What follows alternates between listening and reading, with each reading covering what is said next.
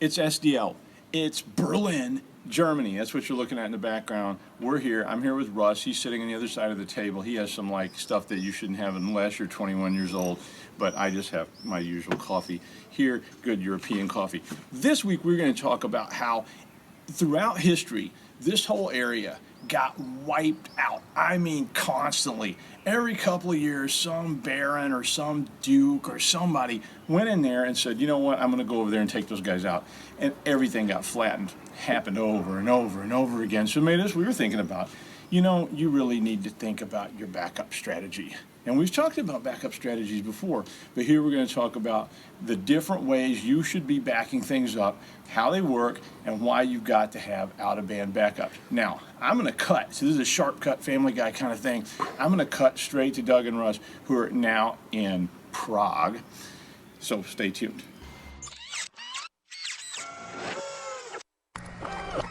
This is a Security Weekly production. Welcome to Secure Digital Life.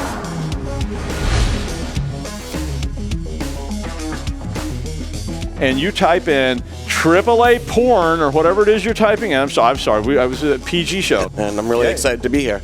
I'm glad you're here because somebody needs to know what's going on. That's right. Okay, so now somebody has to drink this. I think it's another day. It's another episode. Yeah, he's looking at the wrong camera. Oh, you put my camera over here. Cut. Basically, forget you ever saw that. I think actually forgetting you ever saw that would really be a good idea at this point. Hi. We're here in Prague. Like we said, thanks, Doug, for doing that little sharp cut from Berlin. And we've been here in Prague. I was visiting Prague College to talk to them about international study abroad opportunities for cybersecurity students, because they have a cybersecurity program, if you can believe that. So that was pretty cool.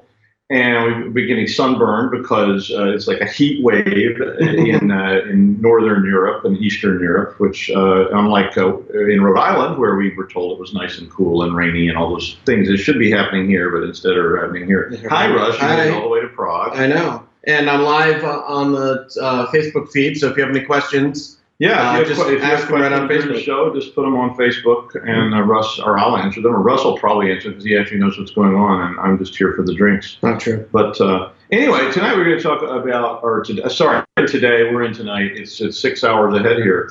We're going to talk a little bit about backup strategy, because backup strategy is a really important component, and as Doug told us from Berlin, a lot of times the unexpected happens. This was something I got involved with years ago, dealing with corporate disaster recovery planning, which they later changed to call business continuity planning, because it sounds better, and they didn't want anybody to get upset. Because when I said disaster, those people were like, "Ooh, I feel so bad," and we had to change the name of it to something friendlier. But so we're going to talk about that. Don't forget, AnyCon is coming right up.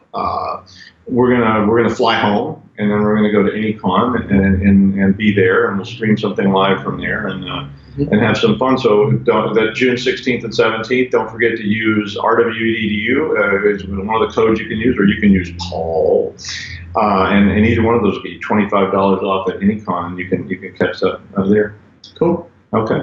So here we are.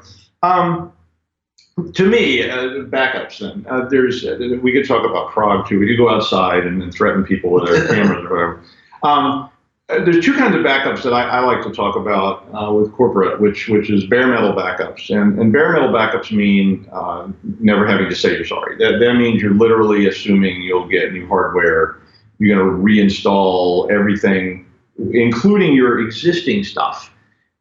From the metal up, so you're not reinstalling Windows. You're just putting the backups back on the bare metal, and that's something that's often hard to do because you may get different hardware. If you're corporate or enterprise level stuff, you would have a lot of the same hardware in your racks or whatever, so you may have big piles of hard drives and whatnot.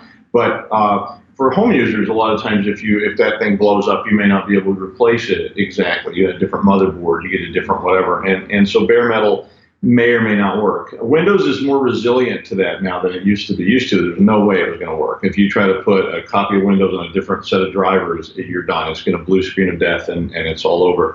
The other type is file onlys. And I like file onlys because a lot of times it's a good time to reinstall. What you do is all your settings and your desktops and all this kind of stuff. So it's kind of a problem. What about you? Yeah, I mean, I'm typically file only, or once in a while I'll do, maybe every 2 months I'll do an image. That way, if the hard drive does go and I don't want to install just a file only, I'll just free image the same drive that I buy on eBay or Amazon or whatever, and I'm back up and running. Well, more is always better. Yeah. I mean, in terms of backups. So the more backups you have, the better off you are. But I want to go over a couple of types of backups that we hear terms about and just tell you what they mean.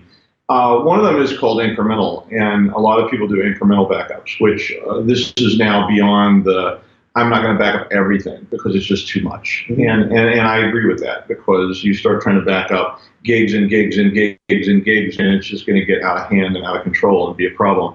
So you may want to do incremental backups, which means that as things change on your system, so when you add a file, you take a new picture, you do something else, just those things that have changed get added to the data set. Right. And so that means the backup's really quick. So it may happen may just be an instant every day because you've saved a Word file, or you added, or if you're an enterprise, you may have saved 10,000 transactions instead of the millions of transactions you have in the past.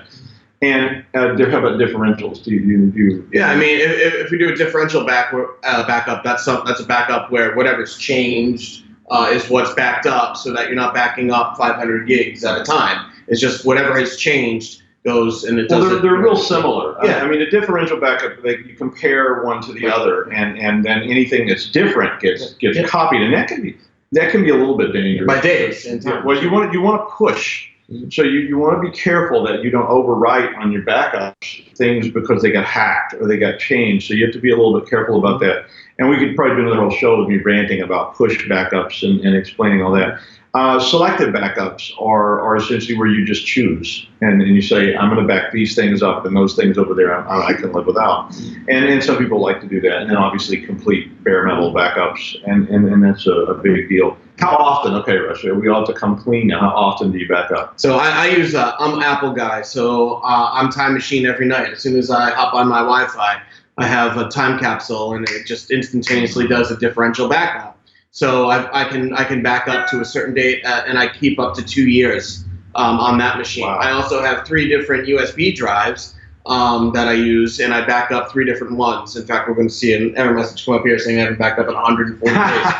But that's just one for one of the USB drives that I have. But I need to keep all that stuff for I think people lie more about backups than they do about exercise. Yeah.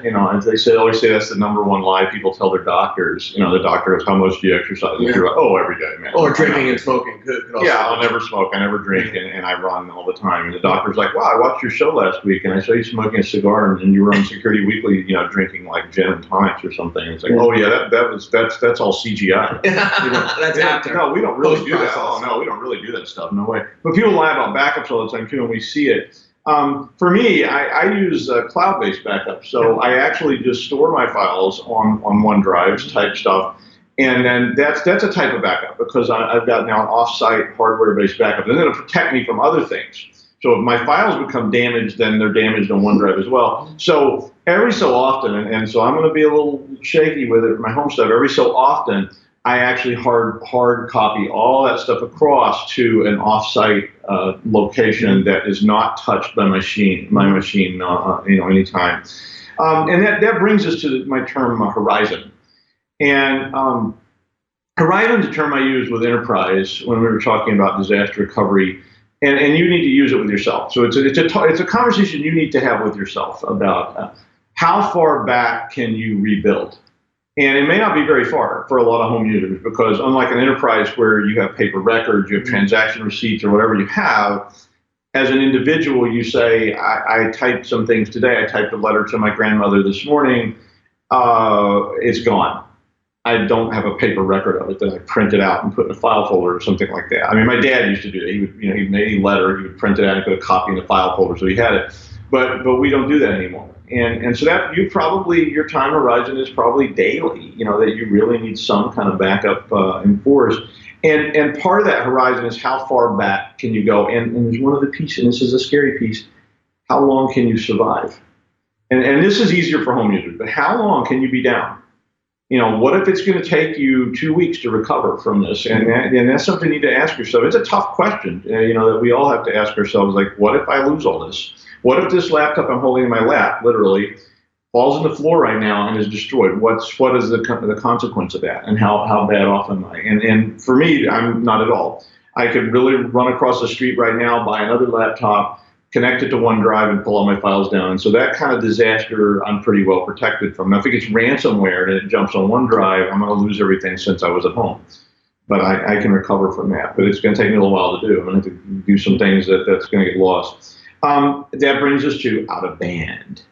And out of band is another term that I use with corporate. What I mean by out of band, and the original backups that we started having people do was to take backups and put them in bank deposit bags and drop them at the bank every night. Because the problem is, you make backups, they're on a tape, they're on a DVD, however you do them, they're sitting right there with the computer. And one of the first times I saw this happen to somebody was an enterprise, and they made backup tapes. They were religious about it, and they did it. And their computer got stolen. Somebody stole the servers. They broke in the office physically and they stole the servers.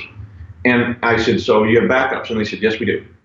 And I said, where are they? And they said, they're in the computer on tape. And they lost their backups. They were gone. They were with the stolen computer. So you need a way to get, and again, this turns into Horizon. Mm-hmm. So how often do you need to get something out of band off site? And it's going to protect you from fire, theft, famine, flood, range of frogs, hordes of locusts, or more likely, you have too much to drink and or better yet, as a PG show, your cat barfs on your machine and that's the end of it. And your backups are on there too. So be careful about that out of band thing. And then a way that people do this today is they shift over to the cloud. So they use OneDrive, they use some other cloud-based service. And there's a lot of cloud-based backup services that you can have as well that actually make backups, incremental backups, differential backups. They push everything up and they get them off your site and into the cloud. And so that's a lot better than putting things in safety deposit boxes. I literally used to burn things on DVD. And I took the DVDs and I put them at my office and I just left them there. And then which brings it to, do you encrypt your backups? I don't. However, a friend of mine did, and she had called me over to the house a while back and said, hey, a tragedy occurred and I need to get to those backups. And she's like, but they're encrypted.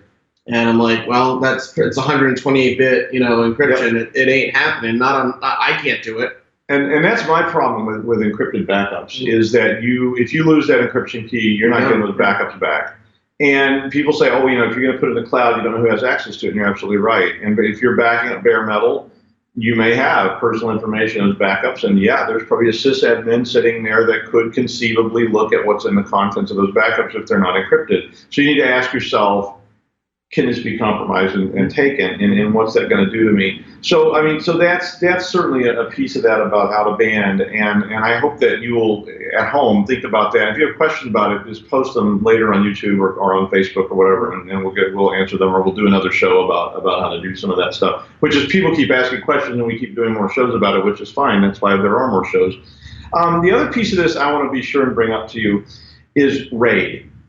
I have had people say to me, I use RAID, do I need to make backups? And you want to tell them about RAID first? Yeah, so RAID is an interesting concept, and it's been used for, probably at least half my life, maybe a little longer. And it stands for, RAID is R-A-I-D, it stands for Redundant Array of Independent Disks. And it was typically used with SCSI interface. Now you can use it with other types of interfaces. And what it is you take a number of hard drives and you set them up into an array, and you can use RAID 0, RAID 1, RAID 5, RAID 10, and so on and so forth, and each does a different thing. RAID 0 is that mirroring, I forget. Striping, and then RAID 1 is mirroring, and then RAID 5 is striping without parity, and then RAID 10 is striping with parity, but something like that. Anyway, the idea is that in a RAID, close enough. In RAID 0 with striping, it spans off the data across multiple disks so that it's the opposite of backup. It's a quicker load. But if one of those disks fail, you're screwed.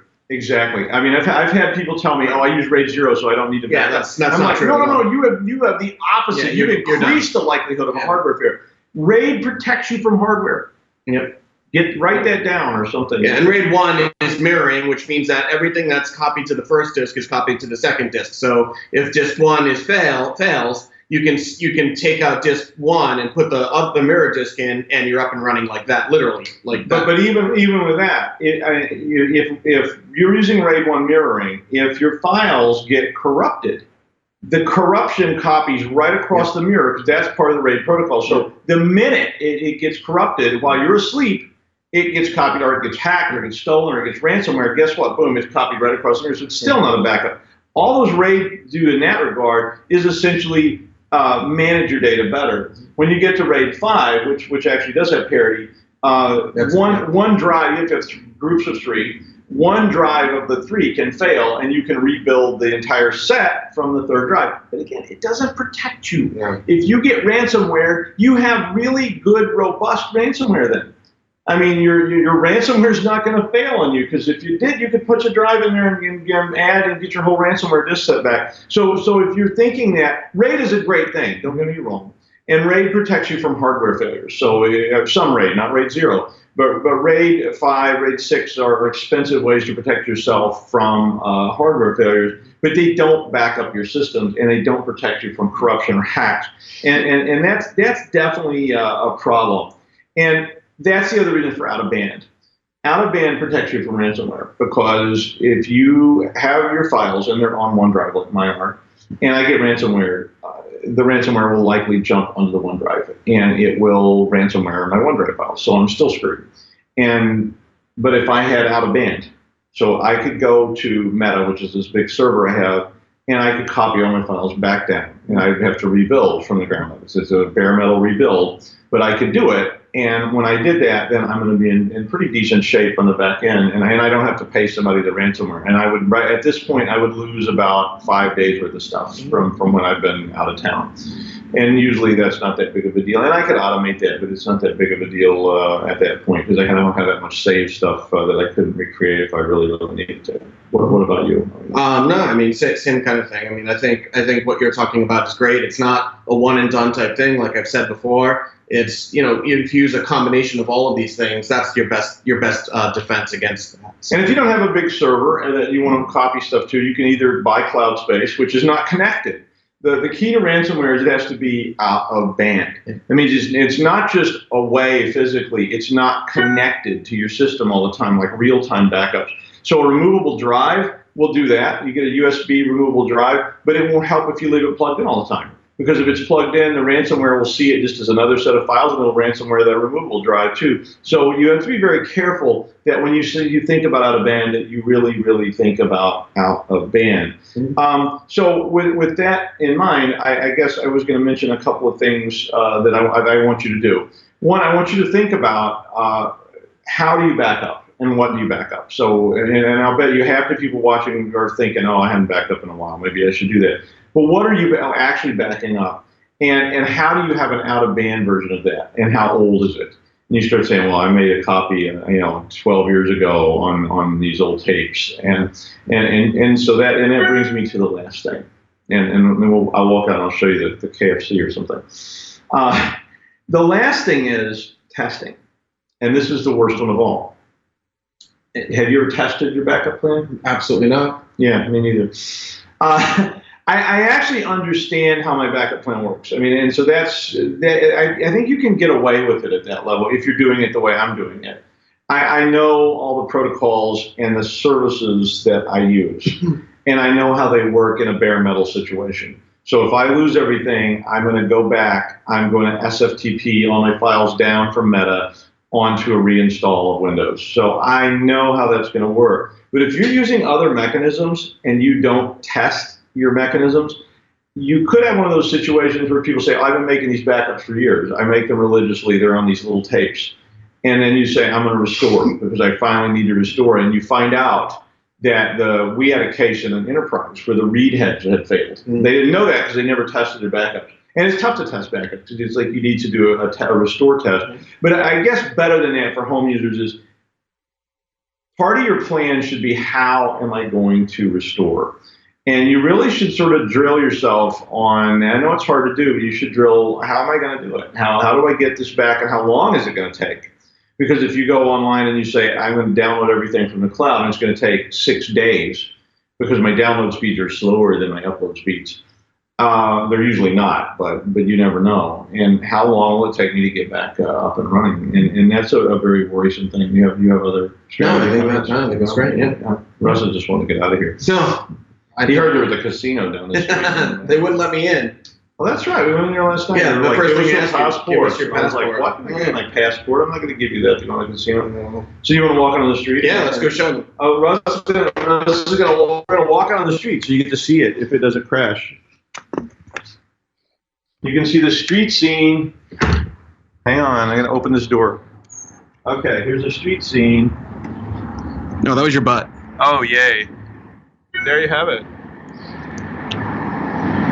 Street trams, KFCs.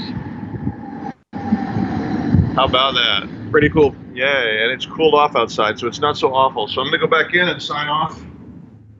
If you do have questions about backups, I hope that you will post them, and we can talk about that some more. We can add to our backup story if you need to that. We can do another episode on it. We can add some more content about that. And I hope you enjoyed this live episode being broadcast to you from across the world. It's 7:45 here. If you're at home watching this in the afternoon, so enjoy your week. I'll be back next week with yet another episode of. I'll be in Poland.